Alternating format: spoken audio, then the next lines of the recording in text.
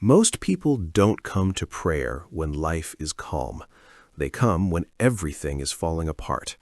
When doctors have no answers, when love leaves, when fear tightens its grip on the chest at night, when control slips through their fingers and strength runs out.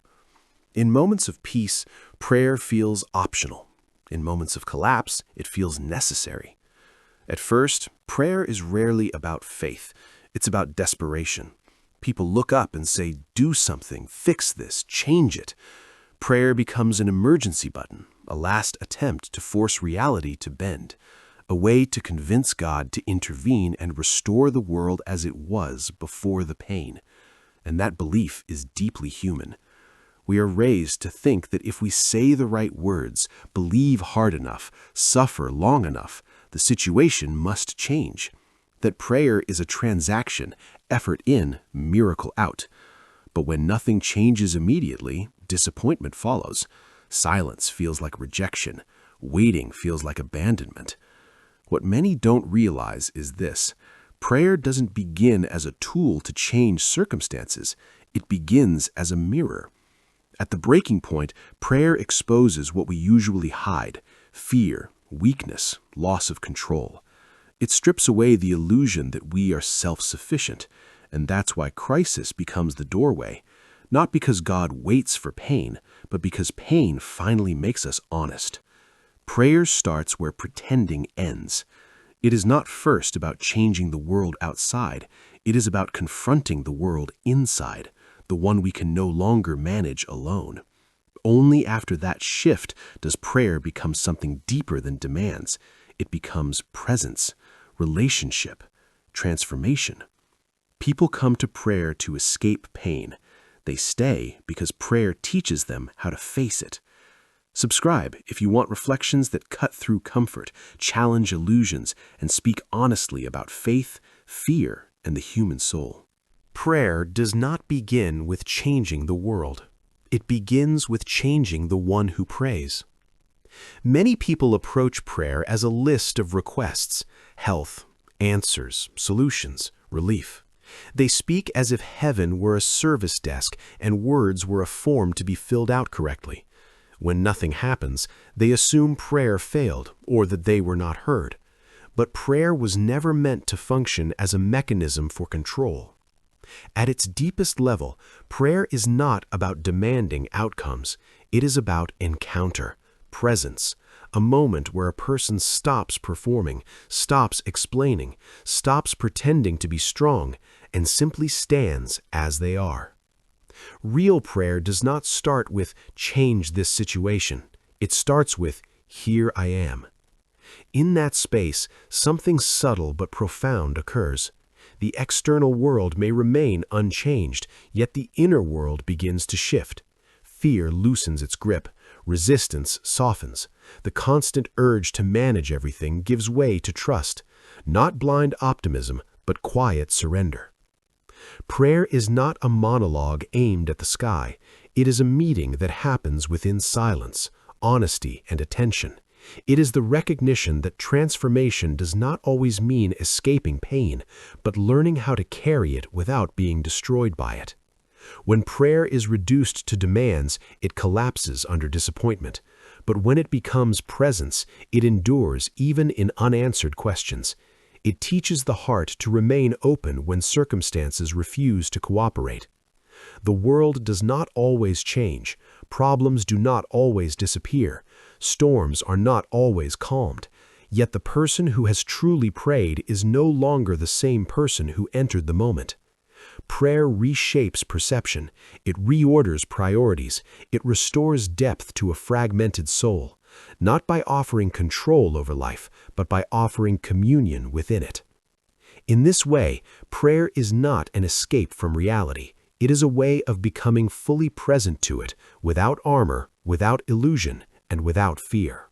Prayer does not promise a life without problems.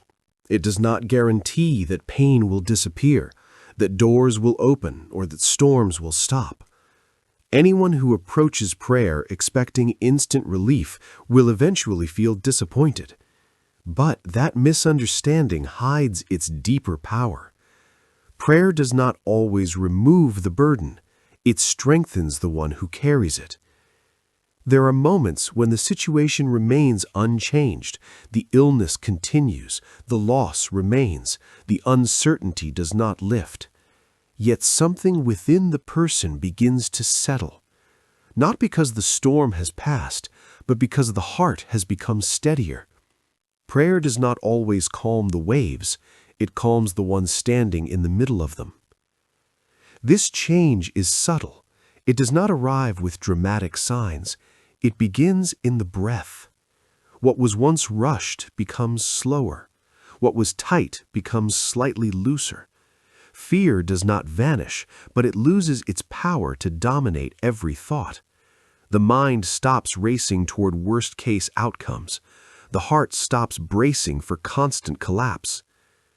Prayer reshapes perception. The same reality is still there, but it is no longer experienced in the same way. Pain is no longer the whole story. Weakness is no longer a failure. Waiting is no longer empty time.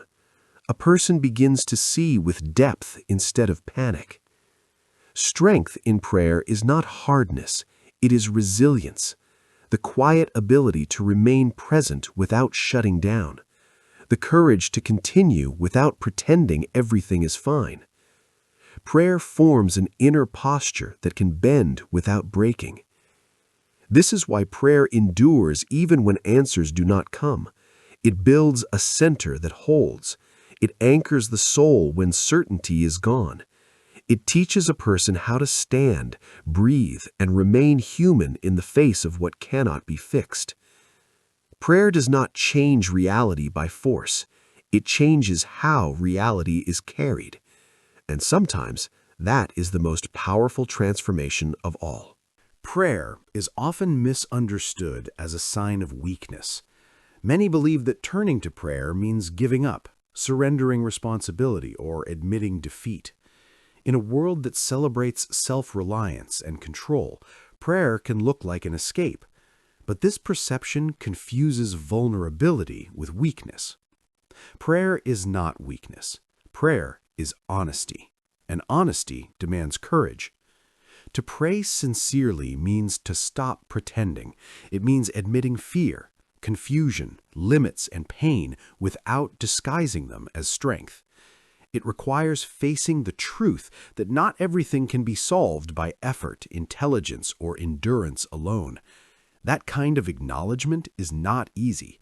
It strips away pride and exposes the fragile places we usually protect. True weakness is not prayer. True weakness is the refusal to admit need. Pretending that you can handle everything on your own creates isolation. It forces a person to carry more than they were meant to bear. Over time, this illusion of independence turns into exhaustion, bitterness, and quiet despair. The mask of strength becomes heavier than the problems themselves. Prayer dismantles that mask. It allows a person to stand unprotected, not to collapse, but to be real. In prayer, strength is no longer measured by control, but by openness, by the willingness to say, "I don't know. I can't do this alone." This honesty does not make a person passive. On the contrary, it creates clarity. When someone stops fighting reality as it is, they gain the strength to respond wisely instead of react blindly. Prayer does not replace action. It grounds it. It recenters effort around truth rather than ego. Courage is not the absence of dependence. Courage is choosing truth over pretense. Prayer is an act of bravery because it refuses self-deception. It chooses reality over illusion, humility over pride, and connection over isolation. In that sense, prayer is not the collapse of strength. It is its refinement. One of the hardest lessons prayer teaches is this: not everything is in our control. We are trained to believe that effort guarantees results, that planning prevents failure, and that strength means holding everything together at all costs. From a young age, control is presented as safety. Lose control and you lose yourself. Because of this, surrender feels like defeat. Prayer challenges that illusion. To pray sincerely is to admit limits, to acknowledge that intelligence, discipline, and determination are not enough to manage every outcome. This admission is deeply uncomfortable, especially in moments of crisis. Yet it is not a collapse, it is a shift. Letting go of control is not giving up responsibility. It is releasing the belief that everything depends on you. Prayer teaches the difference between effort and obsession, between responsibility and domination. A person can still act, plan, and fight, but without the crushing weight of believing they must command every result. This is where wisdom begins. When control loosens, clarity appears. Fear no longer dictates every decision. The heart becomes quieter. The mind becomes more receptive. Instead of forcing life into narrow expectations, a person learns to respond to what actually unfolds. Prayer creates space for patience, discernment, and trust, qualities that cannot exist under constant tension. True strength is not rigid, it is flexible. It knows when to act and when to wait. Prayer cultivates this strength by teaching humility without humiliation. It allows a person to rest without becoming passive, to trust without becoming careless. Surrender in prayer is not defeat, it is alignment. It is the recognition that wisdom does not come from control, but from cooperation with something greater than personal will. When a person stops gripping life with fear, they do not become weaker, they become grounded, centered, capable of enduring uncertainty without losing themselves. Subscribe for thoughtful reflections on faith, strength, and the inner work that builds real resilience. Prayer does not remove a person from reality. It does not create a safe illusion where pain disappears or fear no longer exists.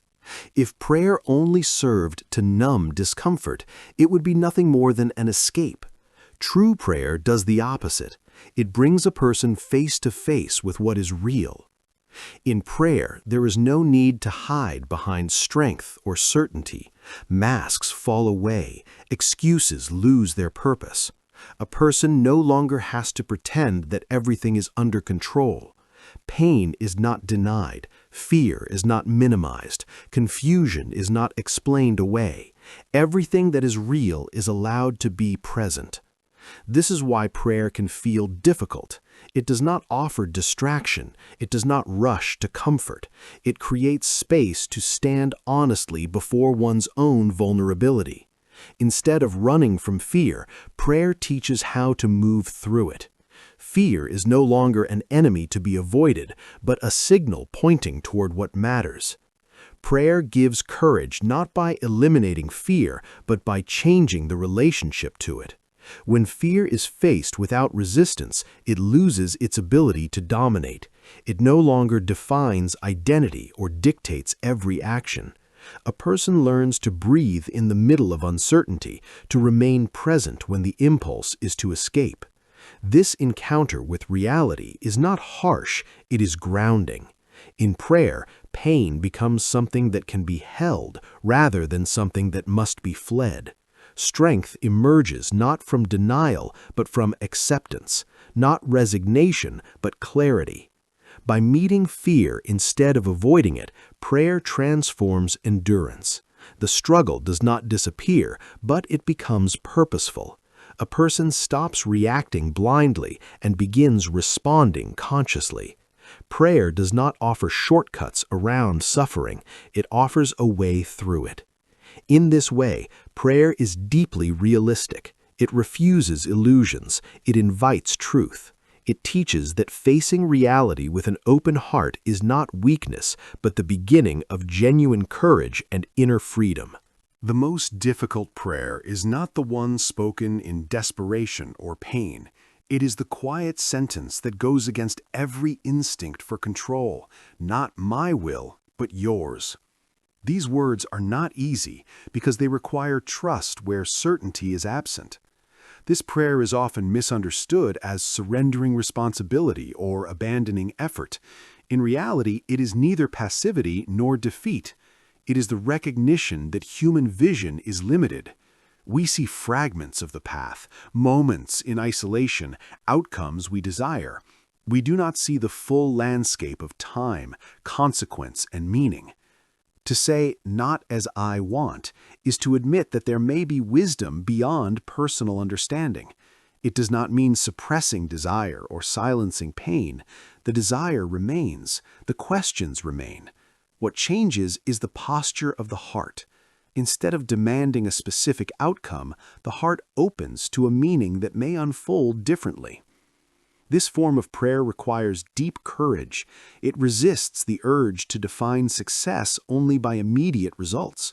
It accepts that some doors remain closed for reasons that are not yet visible. This acceptance is not resignation. It is alignment with something greater than impulse or fear. True trust is not proven when things go according to plan. It is revealed when they do not. In those moments, this prayer anchors the soul. It allows a person to continue walking without bitterness, without despair, without the constant need to control every step. Saying, "not my will," does not erase agency. It refines it. Action continues, but it is no longer driven by panic or pride. Choices become more patient, more grounded, more attentive. This prayer acknowledges that meaning is not always immediate and clarity is not always given, yet it affirms that life is not random and suffering is not empty. In this surrender, trust becomes strength and acceptance becomes a form of quiet power. Prayer rarely works instantly. It does not operate like a switch that, once flipped, makes pain disappear or answers appear on demand. This can be frustrating, especially in a culture shaped by speed, efficiency, and immediate results.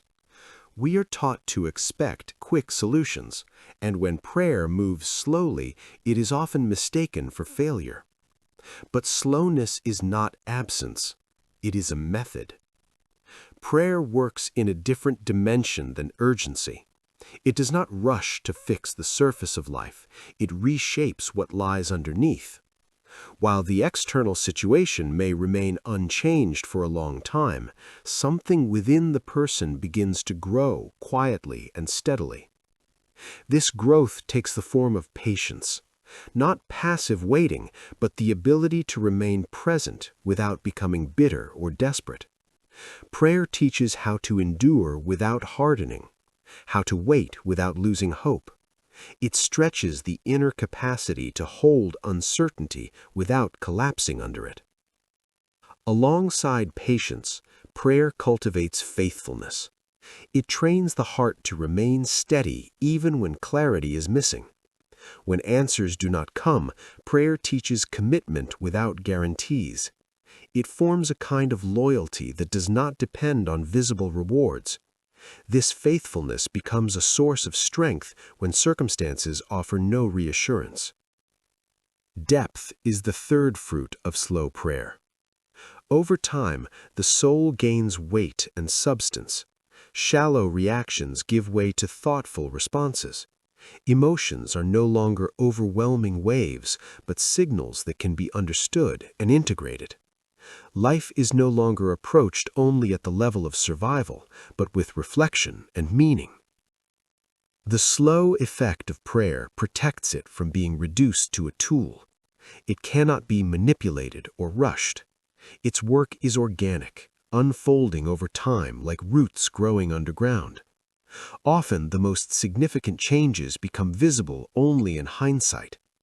Prayer does not promise speed, it promises formation. And while the pace may feel uncomfortable, it is precisely this slowness that allows patience, faithfulness, and depth to take shape and endure. Gratitude in prayer is often misunderstood as polite words spoken when life is going well. But true gratitude does not depend on comfort or success. It emerges most powerfully in moments of difficulty, when loss, uncertainty, or pain dominate the landscape of life. In these moments, gratitude is not denial, it is a shift of focus.